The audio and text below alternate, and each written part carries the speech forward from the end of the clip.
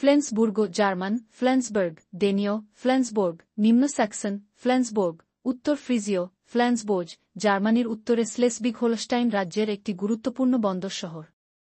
এটি বাল্টিক সাগরের ফ্লেন্সবুর্গ ফিয়র্ডের তীরে, ডেনমার্কের সীমানা ঘেঁষে অবস্থিত। শিল্প ও বাণিজ্যের দিক থেকে ফ্লেন্সবুর্গের পরিচিতি রয়েছে বৃহৎ জাহাজ নির্মাণ কারখানা, চিনি ও স্মোকড ও মাছ উৎপাদন, রাম মদ এবং কাগজ শিল্পের জন্য। শহরটির স্থাপত্য ও সাংস্কৃতিক ঐতিহ্য বেশ সমৃদ্ধ, বিশেষভাবে উল্লেখযোগ্য হল এক 4 শতকে নির্মিত গথিক ধাঁচের সেন্ট নিকোলাস গির্জা এবং একটি ঐতিহাসিক জাদুঘর। শহরটির ইতিহাসও বেশ সমৃদ্ধ। 1-2 শতকে এটি গড়ে ওঠে এবং 1284 সালে পৌর শহরের মর্যাদা লাভ করে। ফ্লেন্সবুর্গ বিভিন্ন সময়ে ডেনমার্ক ও সুইডেনের আক্রমণের শিকার হয়।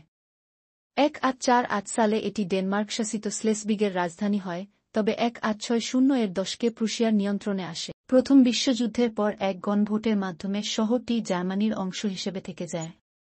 দ্বিতীয় বিশ্বযুদ্ধে ফ্লেন্সবুর্গ একটি গুরুত্বপূর্ণ নৌঘাঁটি হিসেবে ব্যবহৃত হয়, যার ফলে মিত্রশক্তির বোমাবর্ষণে শহরটি ক্ষতিগ্রস্ত হয়। বর্তমানে শহরটিতে প্রায় 5,000 মানুষ বাস করে, যা কিল এবং লুবেকের পরে স্লেসবিগ হোলস্টাইনের তৃতীয় বৃহত্তম শহর হিসেবে পরিচিত।